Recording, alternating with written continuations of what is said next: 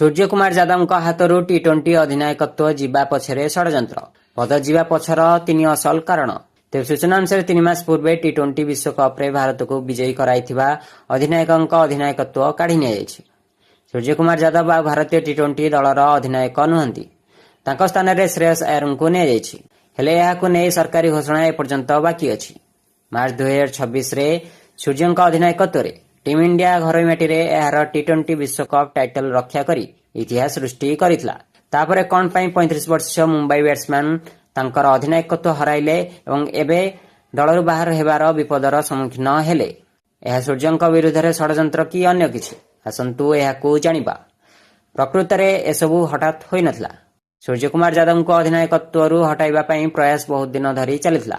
ଏହା ପଛରେ କେବଳ ଗୋଟିଏ କି ଦୁଇଟି ନୁହେଁ, ବରଂ ଅନେକ କାରଣ ଅଛି, ଯାହା ମଧ୍ୟରୁ ସବୁଠାରୁ ଗୁରୁତ୍ୱପୂର୍ଣ୍ଣ ହେଉଛି ଯେ ବିସିସିଆଇ 2028ରେ ହେବାକୁ ଥିବା ପରବର୍ତ୍ତୀ ଟି-20 ବିଶ୍ୱକପ୍କୁ ମନରେ ରଖି ଏହି ନିଷ୍ପତ୍ତି ନେଇଥିଲା।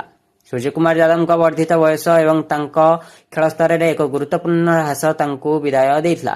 ଖବରଦାତା ସମ୍ମିଳନୀ ସମୟରେ ସୂର୍ଯ୍ୟ ଯେପରି ଗଣମାଧ୍ୟମର ପ୍ରଶ୍ନକୁ ପରିହାସ କରୁଥିଲେ, ତାହା ମଧ୍ୟ ତାଙ୍କ ବିରୁଦ୍ଧରେ ପ୍ରତିକ୍ରିୟା ସୃଷ୍ଟି କରିଥିଲା। ତାଙ୍କର ଗମ୍ଭୀରତା ଉପରେ ପ୍ରଶ୍ନ ଉଠିବା ଆରମ୍ଭ ହୋଇଥିଲା।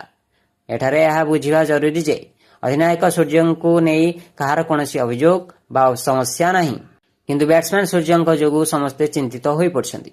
ବିସିସିଆଇର ଧୈର୍ଯ୍ୟ ବନ୍ଧ ଏବେ ଭାଙ୍ଗିଯାଇଛି। ଗୋଟିଏ ସମୟରେ ନିଜର ଅଦ୍ଭୁତ ସଟ୍ ଖେଳିବା ଶୈଳୀ ପାଇଁ ମିଷ୍ଟର 360 ଉପାଧି ପାଇଥିବା ଏହି ବ୍ୟାଟ୍ସମ୍ୟାନ୍ ଏବେ ରନ୍ ପାଇଁ ତରସୁଛନ୍ତି।